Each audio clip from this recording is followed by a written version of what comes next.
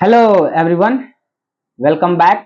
Electricity के seventh lecture में आप सभी का स्वागत है। इस लेक्चर में हम लोग एक बहुत छोटे से कॉन्सेप्ट की बात करेंगे जिसका नाम है electric circuit and circuit diagram. देखिए, ऑल्दो बोर्ड में इससे कोई खास क्वेश्चन तो आता नहीं है, बट सॉल्व करने के लिए ना हमें डायग्राम्स बनाने होते हैं। ठीक है, तो वो डायग्राम हमें इस टॉपिक को पढ़ के ही समझ में आएगा। क्लियर है? तो छोटा सा वीडियो है, ज्यादा बड़ा नहीं है, लेकिन इसका जो नेक्स्ट वीडियो है Ohm's law, one of the most important topic है 10th क्लास के लिए। सबसे इंपॉर्टेंट में से एक इलेक्ट्रिसिटी का one of the most important topic जो है वो है ओम्स लॉ। और वो एक वीडियो के अंदर कंप्लीट ओम्स लॉ, जहां से शुरुआत होता है और जहां पे खत्म होता है, ओम्स लॉ से रिलेटेड सारा कॉन्सेप्ट अगले वीडियो में आपको मिल जाएगा। ठीक है, आज के लिए शुरुआत करते हैं हम लोग इलेक्ट्रिक सर्किट और सर्किट डायग्राम से। तो हमारा आज का टारगेट क्या है? इस दोनों टॉपिक को कंप्लीट कर देना। इलेक्ट्रिक सर्किट क्या होता है और सर्किट डायग्राम क्या होता है। ठीक है, चलिए शुरुआत करते हैं। सबसे पहले यह समझते हैं कि इलेक्ट्रिक सर्किट होता क्या है हमारे पास। ठीक है, इलेक्ट्रिक सर्किट होता क्या है और सर्किट डायग्राम क्या होता है। इलेक्ट्रिक सर्किट देखिए,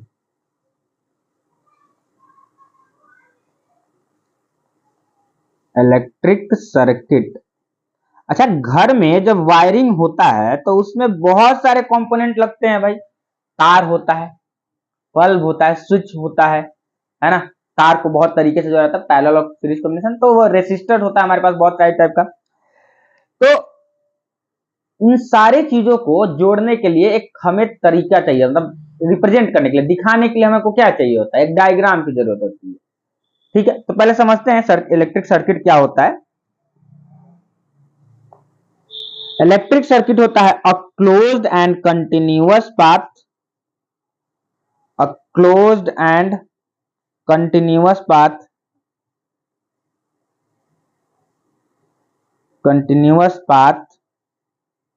through which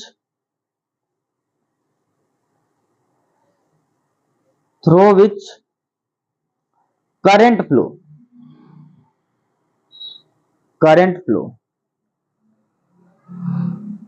is called electric circuit. It's called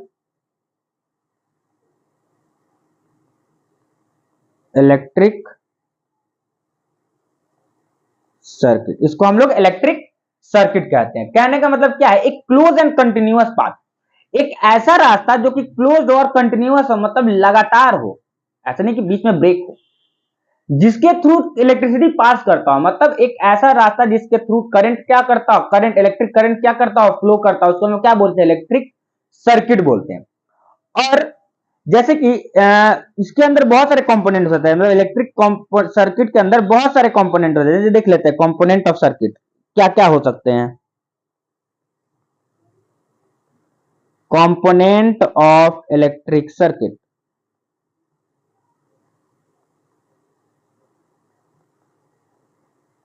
electric circuit जैसे कि क्या क्या हो सकता है, जरा एक एक करके देखते हैं।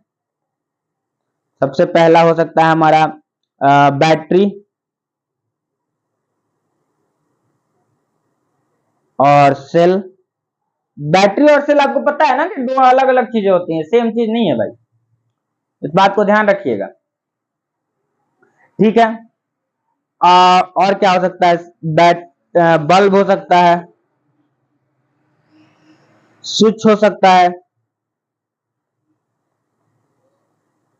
और क्या हो सकता है? फ्यूज हो सकता है, और बहुत सारा चीज हो सकता है। सिर्फ इतना ही नहीं, बहुत सारा चीज होता है। ठीक है, तो अभी हम लोग बैटरी होगा, सॉरी बैटरी या फिर सेल। अब सर्किट, इलेक्ट्रिक सर्किट तो ये हो गया। अब सर्किट डायग्राम क्या होता है, इस चीज को समझिए। इलेक्ट्रिक सर्किट समझ में आया। अब सर्किट डायग्राम क्या होता है? सर्किट डायग्राम, सर्किट डायग्राम, ठीक है। सर्किट डायग्राम क्या होता है? ये एक सिस्टमैटिक रिप्रेजेंटेशन है, अ कलर चेंज करने दीजिए, sorry,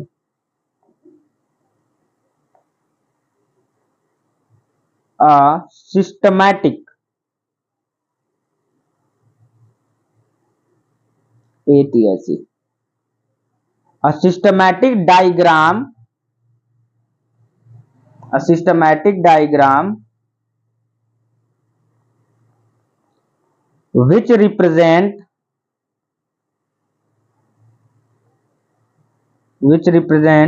the relative position, the relative position of,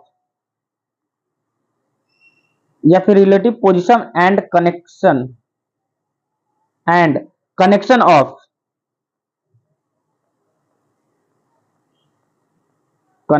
of various component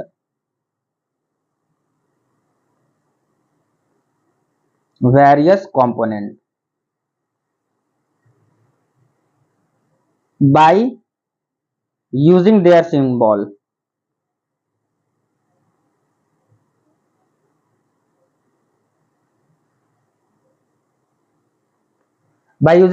कहने का मतलब क्या है, देखिए हमने सर्किट, हमको पता है कौन कौन सा कंपोनेंट कैसे लगा हुआ है, कहां कैसे कैसे लग रहा है। अब इन्हीं सारे कंपोनेंट को अगर हमको एक डायग्राम से रिप्रेजेंट करना हो तो वो कहलाता है सर्किट डायग्राम। इलेक्ट्रिक सर्किट क्या है, कंपोनेंट्स का सारा कलेक्शन हो गया। अब इसी चीज को जब हम लोग डायग्राम से रिप्रेजेंट करते हैं ना, तो उसको हम लोग बोलते हैं सर्किट डायग्राम। तो डायग्राम को रिप्रेजेंट करने के लिए कुछ सिंबल्स होते हैं ना, तो बनाते हैं, कुछ सिंबल लिखते हैं, symbol for electric circuit and diagram. ठीक है, एक एक करके लिखते हैं। सबसे पहले हमारा सिंबल यूजिंग इलेक्ट्रिक सर्किट। अब देखिए,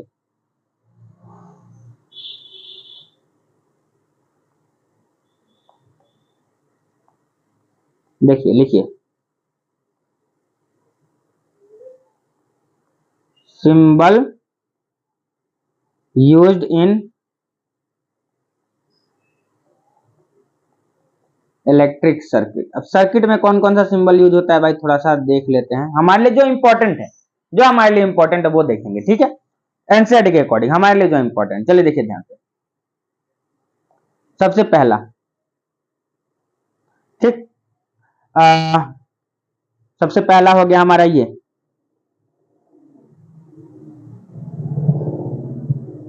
होता है हमारा क्या, तो ये है हमारा सेल।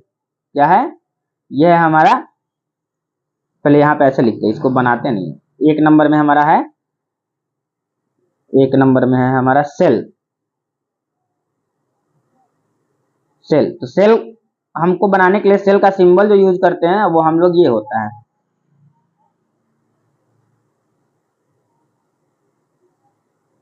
ठीक है, दूसरा देखिए ध्यान से, सेल और बैटरी अलग होता है। देखिए सेल और बैटरी, अभी हम दोनों में डिफरेंस समझाते हैं क्या होता है।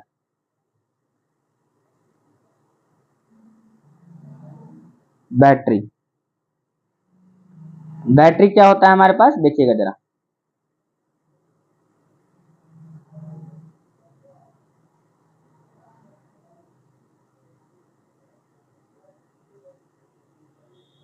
ठीक है, प्लस माइनस। देखिए सेल कहने का मतलब एक बैटरी जो हम खरीद के लेके आते हैं, किसी XYZ कंपनी का किसी का भी बैटरी खरीद के लेके आ सकते हैं। वो जो एक बैटरी हुआ ना, एक बैटरी, उसको ना सेल बोलते हैं। बट डेली लाइफ में बैटरी और सेल हम लोग सेम समझ लेते हैं। एक सिंगल बैटरी को हम लोग सेल बोलते हैं, और जब एक से ज्यादा बैटरीज आपस में कनेक्टेड हो। देखिए यहाँ पे कितने बैटरीज हैं, देखिए यहाँ पे एक सेल है, यहाँ पे एक सेल, और देखिए एक सेल, दो सेल, तीन सेल, चार सेल है यहाँ पे। तो टोटल चार सेल है, तो वो बैटरी कहलाएगा। मतलब एक से ज्यादा सेल हो तो वो बैटरी कहलाता है, और सिंगल बैटरी को हम लोग सेल बोलते हैं। कंफ्यूजन हो रहा है, सिंगल बैटरी मार्केट से खरीद के लेके आओ, वो हमारा सेल है। दो बैटरी है तो वो हमारा बैटरी है। समझ में आया? चलो, सेल का क्या काम है भाई, सेल का जो काम होता है वो पोटेंशियल डिफरेंस, सॉरी क्या बोलते हैं, पोटेंशियल डिफरेंस को मेजर करके, क्या बोलते हैं, पोटेंशियल डिफरेंस को मेंटेन करके रखे रहने का काम करता है। It maintain potential difference. क्या करता है, देखिए ये दोनों क्या करता है, maintain potential difference. Maintain potential difference. समझ में आया? ये पोटेंशियल डिफरेंस को मेजर करके रखा, मतलब मेंटेन करके रहता, मेजर नहीं सॉरी, मेंटेन करके रखा रहता। तीसरा नंबर है हमारा क्या, स्विच बोलते हैं हम लोग इसको, क्या बोलते हैं, स्विच। और की भी बोलते हैं इसको, कभी कभी की भी बोल सकते हैं हम लोग। ठीक है, ये भी दो टाइप का होगा, एक ओपन होगा एक क्लोज होगा। तो जब भी ओपन की बात करेंगे ना तो हमारा इस टाइप का बनेगा, देखिएगा जरा, ओपन स्विच जो होता है ना वो इस टाइप का होता है, ये ओपन है। ठीक है, अब अगला देखते हैं, ये ओपन स्विच है। और चौथा है हमारा स्विच ही है,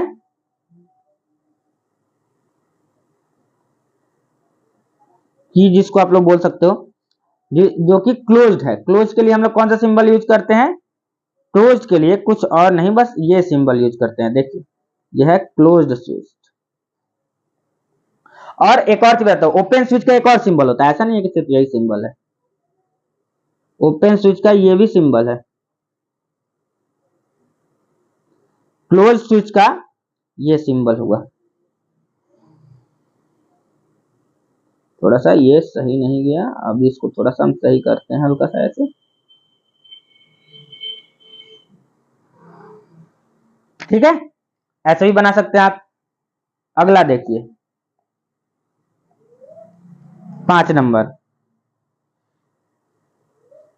वायर ज्वाइंट। देखिए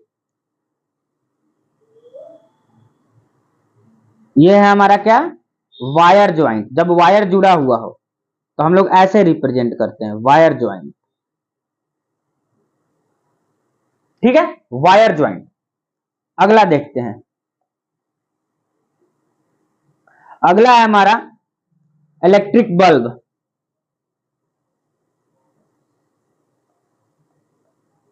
बल्ब, ठीक है, देखिए बल्ब के लिए हम लोग कैसा सिंबल यूज करते हैं, हम लोग अपने फिजिक्स में बल्ब के लिए सिंबल जो यूज करते हैं वो आइदर आप ऐसे सिंबल यूज करिए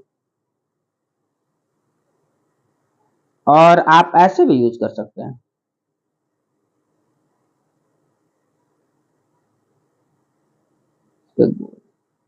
ठीक है, ऐसा सिंबल भी यूज कर सकते हैं। ठीक है, आगे देखते हैं, चलिए ये कंप्लीट, अगले पेज पे चलते हैं हम लोग। Electric bulb.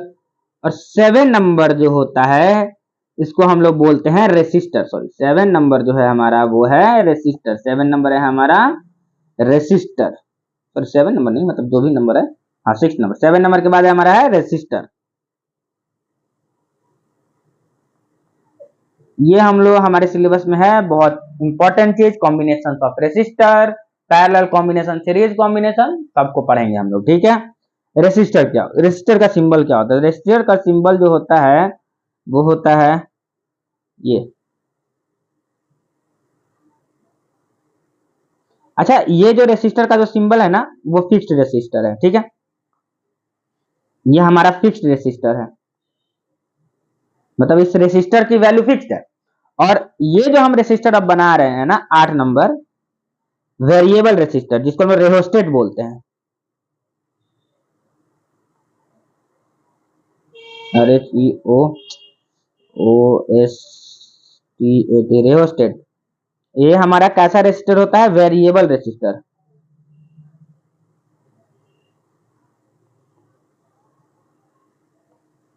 वेरिएबल रेसिस्टर, चलिए देखिए जरा ध्यान से, ये होता ऐसा ही है,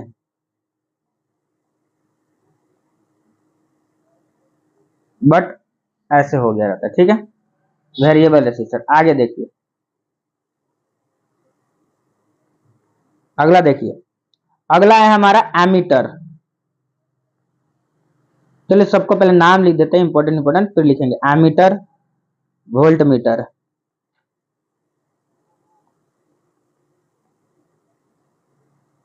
गैल्वेनोमीटर,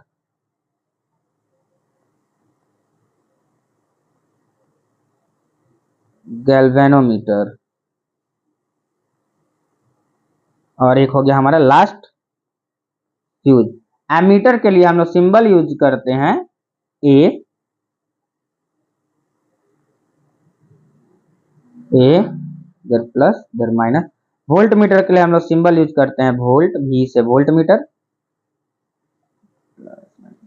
गैल्वेनोमीटर के लिए हम लोग साइन यूज करते हैं जी, ठीक है। और फ्यूज के लिए तो साइन ये हो जो यूज होता है, ये फ्यूज का साइन है, ठीक है।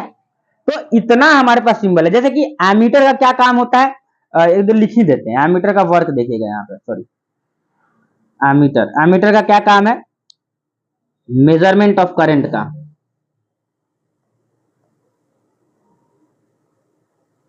मेजरमेंट ऑफ करंट, करंट को मेजर करने का काम है। इसको पोटेंशियल डिफरेंस, ये पोटेंशियल डिफरेंस मेजर करने का काम करता है, ठीक है। गैल्वेनोमीटर क्या काम करता है, प्रेजेंस ऑफ करंट। गैल्वेनोमीटर का यूज लिखिएगा। गैल्वेनोमीटर क्या करता है, detect the presence of electric current, presence of electric current, presence of electric current,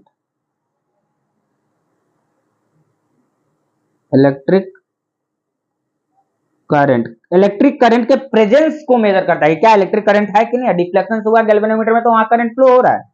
ये फ्यूज क्या है हमारे पास, सेफ्टी डिवाइस है, ये एक टाइप का सेफ्टी डिवाइस है,